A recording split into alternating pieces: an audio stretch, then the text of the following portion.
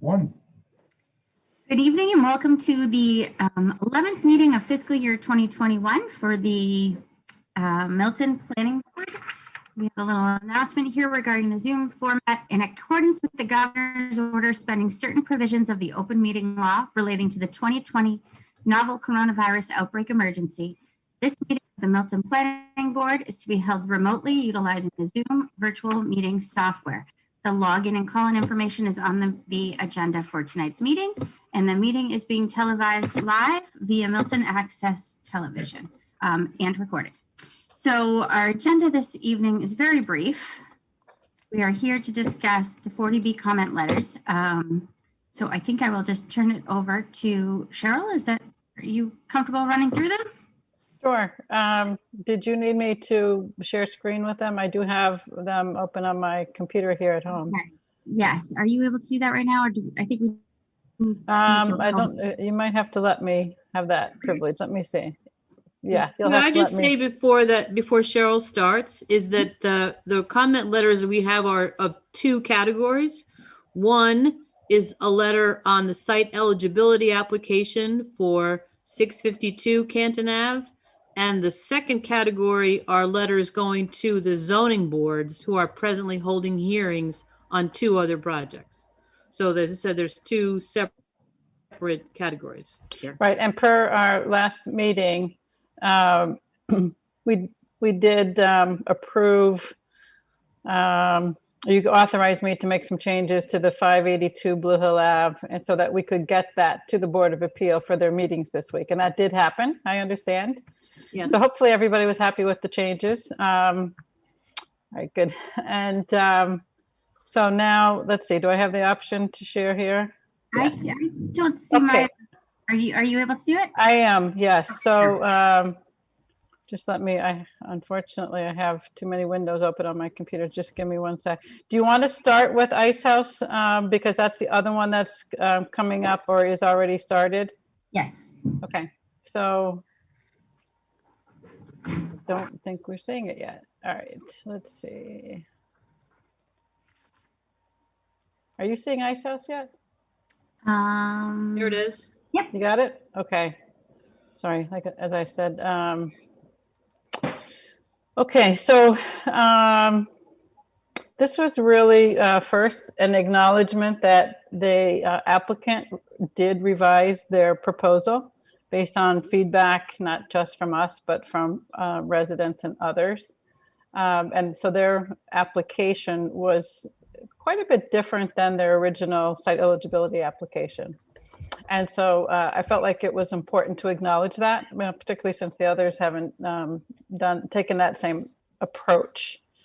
So then I did want to note, though, that I think there's information lacking in the application, which is here. In particular, that there's inconsistencies in the site plan that's prepared by the architect as compared to the one prepared by the engineer. And that is related to the drive and to the parking. So that seems something important to clarify. And then there's not much information that shows what the rear of the building would look like. And that's the part that faces towards the conservation land and Pope's Pond. Mm-hmm. So I did, additionally, there's no landscape plan, getting back to what Denny was saying about the trees. And there was an interest in preserving trees, definitely from our board and from neighbors, from residents. So then I highlighted the things that had been changed, that were things that were discussed, that we would view as positive changes. And then I made, do you want to go over those in any detail? Have you already had a chance to look at them, everyone? I did. Yeah, I just have to get, yeah, I did. Everything looked good. I just have to get a power cord, but I'm listening. Okay. And then there were a couple comments I wanted to add based on this particular site plan and the proximity of, I think what they're calling a loading and access lane to the single family abutter. So I thought that they should address that a little differently with the material of that access lane, as well as landscaping and or fencing buffer. So I hope if you all agree with that, we can keep it that way. And then I highlighted things that had been in comment letters in the select board and the site eligibility letter that had not been addressed. And that had to do with a sidewalk connecting the property, so the entrances really and the commercial space to the parkway sidewalk. And having an outdoor space associated with the commercial space. And the other items here, which were all in those letters. So I don't need to go through each one of those since we're limited on time and we have other letters to cover. So that's the ice house. Thank you for doing that, Cheryl. Thank Yeah, I you. think the letter is really good. Thank you very much. Yeah, Okay, great. it's a lot of Thank you. work. I really appreciate that. Does anybody here have any comment? I think I saw Rich join. Yeah, there he is. And Kathleen, anything more to add? Or- Well, I just wanted to say that we should sort of be taking turns kind of watching the these zoning board hearings, because it seems to me that listening to Jeff Mullen last night, and that they seem to think that there's some moment where the town is going to show up and like make a case or something. And so as these applicants submit materials, as Cheryl has pointed out in the letter at the end, is that, you know, there's going to be materials that get submitted that we should be making comments on. Mhm. And so, you know, this isn't our final answer on anything. Yeah, I mean, I did tune into the first of the substantive hearings for the ice house. I think the next one's not until February, if I remember correctly. I think that's right. And I did tune in last night, was able to tune into the 582. And I hope if we don't have time today that we can talk maybe next week about what Kathleen just suggested there. Because I do think it could be beneficial. All right, so And we can watch them online, right? If we miss them, they're online. Yes. Yes. Okay. And Tim is our town planner, is staffing the ZBA for this purpose. So he's going to be at one of the hearings moving forward, is my understanding. And I thought these hearings were mostly about scheduling. Are we already getting into the deep content? Well, no, Yeah. they're last night at the 582, they were, you know, putting in their landscaping plans, showing the design. Tonight, they're doing, you know, civil engineering issues. No, they're in the substance at this point. and Ice House was also, they had their team make a presentation of their proposal. Okay. So, and at least these two, I think 640 Canton Avenue is a little bit later. I think it's not going to get into substance until March, or maybe end of February, depending upon how the other ones go. And then East Milton will follow that. That's my understanding. Can I ask a question though? So along with what you just said, Kathleen, does the planning board doesn't need to go in there and restate what was written here though, right? Like, is this good? Like, does this get that point across, or does it have to be, does somebody have to go in there? Yeah, no, I mean, it does get the point across, but, you know, at some point in the game, the applicant's going to finish everything, and there's going to be the peer reviews and all that sort of stuff. And at that point, you know, what I did when I represented the town, the last time we had the Hendrys and the Randolph Ave, is that I started to assemble what I would consider as conditions. So the planning board should be saying, you know, since we're the ones who are sort of we know more about, you know, Cheryl knows more about design than all the lawyers that are on the ZBA, is to say, you know, we want to see, you know, as part of these conditions, there should be, you know, a construction management plan. There should be a blasting plan, all the things that we would normally want to put into a special permit or a site, you know, site plan approval, is things that should be put into the decision of the zoning board. Okay. So as we listen to all these things, at some point in the game, sort of at the end, kind of, we should be saying, well, you know, if there is a permit that's going to be issued, these are the conditions that the planning board would suggest. And would we look through our rules and regulations and our bylaws? Absolutely. Okay. Okay, great. And Because it's they're right. coming in, you know, the whole point of this comprehensive permit, is to remember about all this.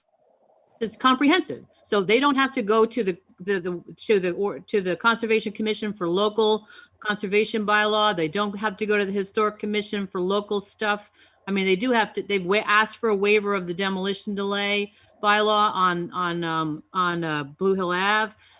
So and they wouldn't come to the planning board for site plan approval. So the things that we would normally want to require, if they had come to us for a permit, we should be suggesting to the zoning board include those in the decision. Okay, as conditions. Great. Thank So you. what I think we should do now is just do a roll call vote on this one. Okay. Okay. So I'd entertain a motion to approve the submission of the 40B comment letter dated January 19th, 2021 on 485-487 Blue Hills Parkway project. Would anybody like to make that motion? So moved. Okay, second? Second. Any discussion? No. Okay, roll call vote. Kathleen O'Donnell? Sorry. Yes. Taking a sip. Cheryl Tagayas? Yes. Denny Swenson? Yes. Rich Beeler? Yes. April Anderson, yes. Okay, let's move on to the next. Thank you very much. I'd like to suggest that we move on to, sorry, scrolling on my screen here, 648 Canton Avenue. Everybody see that one? Yes. Okay, this is very similar to the 582 Blue Hill Ave in terms of its kind of organization. You know, there are some differences in the projects and the sites, and that's reflected in certain paragraphs, but certain aspects of these are very similar in that there's a historic resource that's being demolished in these that was raised before. And while there was a slight change from 132 to 124 units, the building is basically still the same kind of massive scale. It was reduced in height in some areas by 1 floor, but it's still a really, really out of scale building for this location. So I touched on the historic aspects of it, pulling from a little bit from what the Historical Commission had written and in the beginning, and then went to the design itself, which, you know, the application references how they're working with this handbook. And I didn't see how they did it. I didn't see what they did had anything to do with all of the suggestions. And these, I only pulled out certain ones here, but I couldn't see how they've actually taken any of the existing context into consideration what they proposed. So I wanted to highlight that. And then again, lacking documentation to demonstrate what they've done and how it fits in, the 3-dimensional, which, because it was lacking, you know, is why I did it for us and everyone else to understand it. So they don't have a landscape plan either in this application. So then I went into some of the aspects of the project, being that the parking level, that footprint alone is over 1.5 acres. I mean, if people really think about that, I mean, that's the footprint of the building for the parking level, and that sticks out of the ground. So that, then they put a roughly U-shaped building on top of it in 146,000 square feet building. So that's just a really, really big building, right? And it's 57 feet tall, and it's close to single family homes and close to wetlands. The open space is really just pretty much the roof deck on top of that parking level, which, you know, is an issue. And then actually, I wanted to go back to one thing at the very beginning, which I didn't go over, is the fact that there's this application for 652. And we talked about this, that they, in their application for 652 Canton Ave, the same applicant, they really are tying these projects together in their language and in their planning. So I think it's important for us to point this out to the Board of Appeal as well, because it really should cause concern that they're basically adding on to the 648 project with the 652 and have not identified that with mass housing. And how can you approve a project for 648 and then have another project come along right behind it? So we talked about that, and I just want to make sure I pointed out, 'cause that's different from the letter that we looked at last week. And then, you know, we did talk about, we added some language here, which is some comments that Ned had made about the impact on Canton Avenue in terms of traffic and safety, and then environmental impact and stormwater management. And then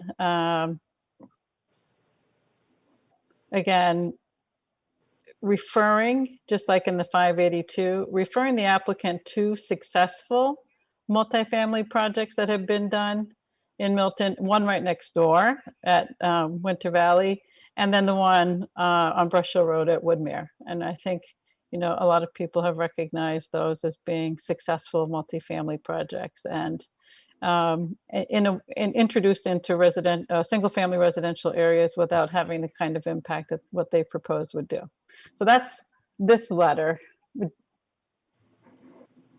Excellent. Thank you. Thank you, Cheryl. Anybody have any comments or questions or suggested edits? I do. Okay. I went to sat in on the CHAPA seminar today on 40B and designs. And I heard a really interesting comment, which was that stormwater studies only tell you about the 10 feet down from the building. And that in this site, we know it's awfully wet. There's all these issues with stormwater, with, you know, sump pumps and, you know, wetlands and all that sort of stuff. And so we probably ought to ask for a geotechnical study, which would go deeper than what a stormwater study would show. Excellent. I think that's great.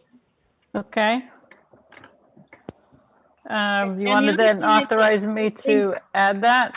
Yeah, and Cheryl, the other thing they made was a great point, I thought, which was that you got to think about, there's stormwater now, but then there's stormwater 30 years from now.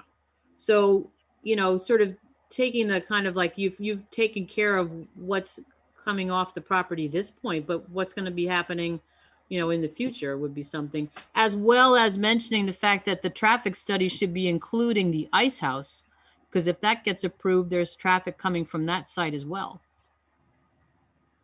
Those are all excellent points, Kathleen. That's it. Okay. So would we have a meeting next week? I don't think that there's going to be a ZBA hearing on this before then. So I could make those revisions and we could review the final language next week on that one. I mean, Sorry, that's, sorry to you sort of come up at the last minute, but as I said, it just came in, you know, from sitting on that seminar today. So, Or if you want to just authorize me like we did on 582, we can do that Yeah. too. I mean, that's what I think we should do. It's a pretty clear comment, and I think you can very ably add it in. You're obviously very gifted at putting these letters together. So, I mean, I would suggest that we just approve this letter with the condition that you're going to make that edit to include a geotechnical investigation. Yeah, and I agree with stormwater- that. Yep. Okay. Very good. I'm happy to do We that. have hand raised. Ned Corcoran has his hand raised. We have 7 minutes to get through one more letter. So Two more. 2 more letters. So Ned, we're going to unmute you, but you literally have very little 2 time. minutes. 2 minutes. Oh, Okay, thank you, April. Just listening to what Kathleen was saying, just in light of that issue of groundwater, the details that are shown so far is that groundwater is at about 2 feet below the level of the surface of the grade. And you're going to put this big bathtub in that groundwater. And where does the groundwater then flow? And I think it's going to really tend to exacerbate downstream. It also was going to create a significant expense in terms of managing water during and after construction. And the fact that groundwater is down so far, that parking garage is going to become difficult to maintain because they'll have to be dealing with issues of water into the long term. So I just add that on top of what Kathleen just pointed out from the CHAPA exercise. I think there is no geotech that's been done. They've done a couple of simple test pits to determine where the groundwater is and what the soil conditions might be. Mhm. But the constructability issues here are going to be very significant, and water is going to play a big role in that. So, thank you. I can add to this paragraph, which I highlighted. Can you see that? Yep. Okay. Okay, so let's take this vote. Can I Is this just add where- one point? Can I just add one point? I'm sorry. Yep. Yep. As Ned was talking about that, and Kathleen, it dawned on me that the stormwater mitigation involved with both of those issues that were raised will cut into the open space. And this is very similar to the tree issues that we've seen on other sites. I think that is a issue because there's so little open space already that I'm afraid that we're going to be having stormwater mitigation all over the site, which is there'll be absolutely no place for children to play, et cetera, et cetera. Okay. And I think that falls under the sustainability principles that this is just not appropriate.